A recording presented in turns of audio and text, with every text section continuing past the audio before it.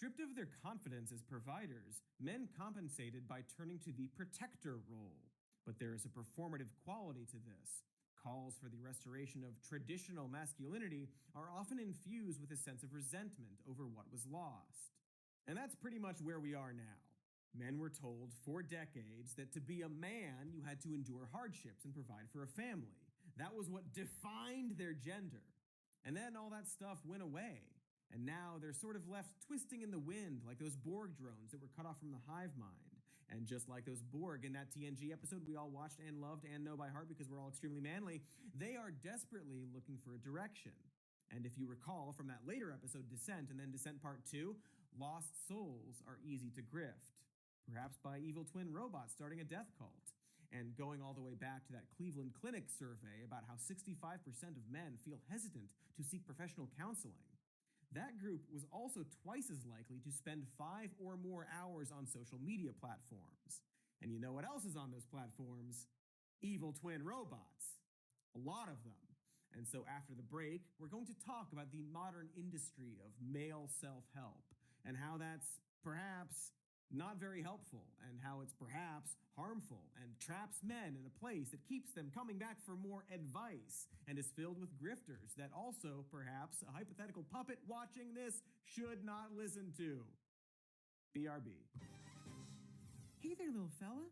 Don't be scared. I just want to tell you about Ground News, which you can check out by scanning this QR code. You like codes? This is a sponsor that we sought out specifically because Ground News is a great tool for navigating the modern news landscape, which has been, let's call it, less than honest, or perhaps a drunken horse jamboree, if you will. And I will!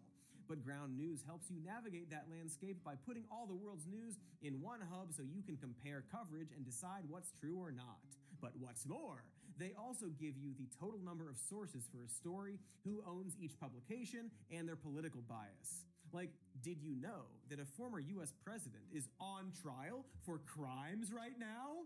You can go on Ground News and see how 50 different publications are covering Stormy Daniels giving her testimony.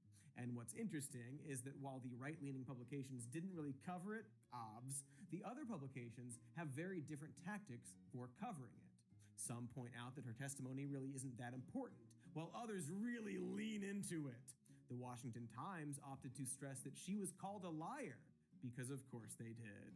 And I can see all of that thanks to Ground News, which you can check out over at ground.news/SMN. And what's this? They have a brand new feature called My News Bias, which is a personal dashboard for you to get insight into your own reading habits and if you have any news blind spots. Point that mirror back at yourself, why don't you, little fella? Huh? Yeah, wait, don't be scared. Wait, I didn't mean to yell. Okay, so again, check them out at ground.news/SMN for 40% off unlimited access. What they're doing is more important today than ever, and I encourage you to check them out. So the link is in the description. And that's all there is to say about that. Yes. Did you hear that? That's the universal sound of money and bikes. Bikes and money. And I'm Katie. Hey. Shopify is the thing that we are here to talk about, folks. Did you know that along with helping millions of online stores, Shopify can do that same thing to your in-person retail store? Helping you. Let's say you run one of those money stores that sells money to people. Well, you can use Shopify to do everything from accepting payments to managing inventory. And in this case, that would be the money that you're selling people for money. Perhaps you sell money online and in person. Well, heck, Shopify can unite both of your storefronts under one hub. This hand movement suggests hub, you see. You track all your sales and inventory in one place. Double heck, they'll even help you drive store traffic with their plug-and-play tools designed for social media marketing campaigns. This idea still lingers as a relic of these previous generations. Kind of the same way a boomer might tell you that you can still get a job with a smile and a firm handshake. It's like, buddy, you can't even get hired with a smile and a firm hand job anymore. This is all to say that a lot of frustrated young men are currently looking for answers as to why their lives seem to be stalling, and a bunch of less young men are more than happy to give them answers. Good answers, I hope? How are we supposed to get our lives in order when we are told to not even be men in the first place? Well, it's certainly,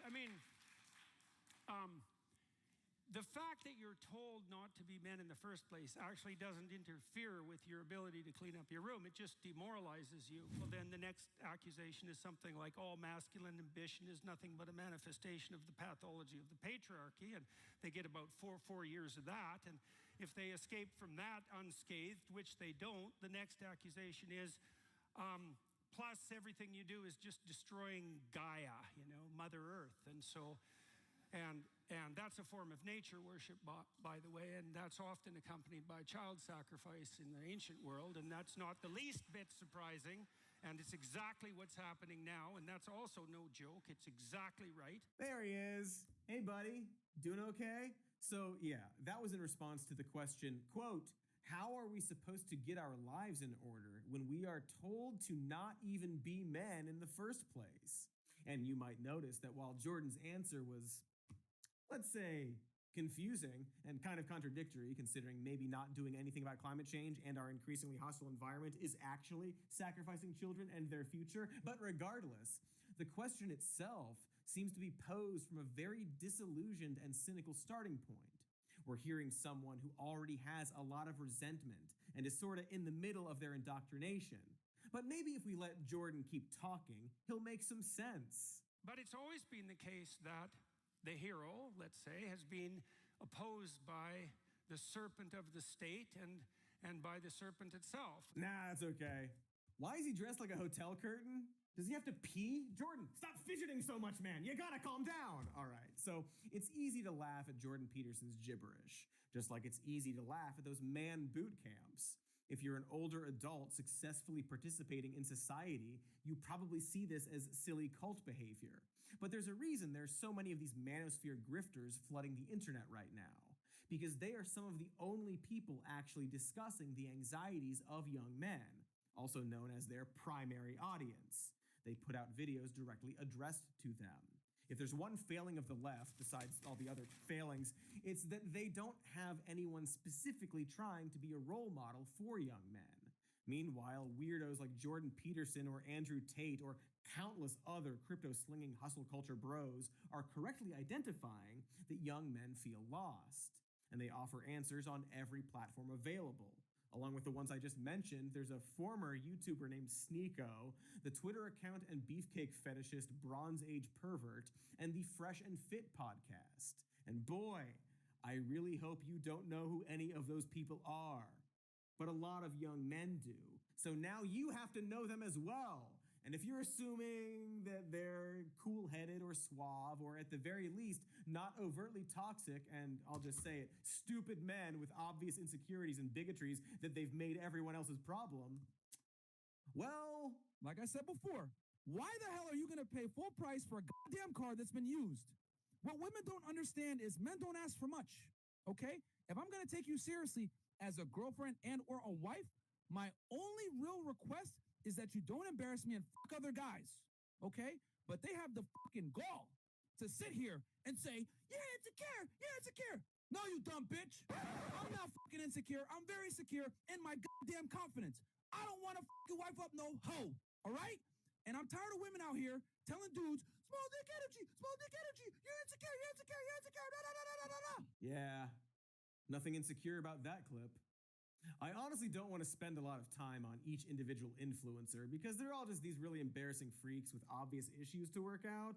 Like, there's a reason they target young boys and not adults who know better, because these young boys are gravitating to anyone making the baseline effort to acknowledge them. Unfortunately, this is also how predators work. After all, they say that if you need help, like if you're lost or have a flat tire or got too high at the mall, you actually should seek someone out as opposed to wait for someone to offer help, because the person offering help is more likely to want something from you. And while a lot of this help is gibberish, the reason it works is because it's often rooted in truth. People like alleged sex trafficker Andrew Tate are recognizing that the world has changed, and a lot of young men feel aimless. They were promised this patriarchy, but seemingly don't benefit from it, and in fact are now being told it's bad. And while it is bad, many young men don't feel like they're being presented with an alternative. Andrew Tate is not only selling them a purpose, but one that doesn't make them ashamed of wanting that patriarchal promise. The only snag is that this promise is also a lie. After all, we built this entire society around the idea that men and women were supposed to be a certain way, that our genders made us inherently destined to fit ultra-specific roles in our society. And now we've realized that this was all a construct built to serve people in power, like the Matrix, you know? It's like we all took the red pill in that movie, The Matrix. Remember the red pill? It's a really good analogy for destroying the illusion of an unjust system based around false social and gender roles. It's also like a trans person wrote it. Good thing no one has hijacked that. And so continuing that very fresh metaphor from The Matrix, after taking the red pill, the main character is thrust into a world of harsh truths. Similarly, once we all realized that this patriarchal society was built around lies and control, we had to face the harsh truth that we had built a system upon a foundation of lies. And when you're faced with this harsh reality, when the walls have come down, it's really easy to want to go back and take that blue pill instead. Have you heard the term trad wife? It's short for traditional wife, a woman who stays home, cooks, cleans, and even openly says they are submissive to their husband.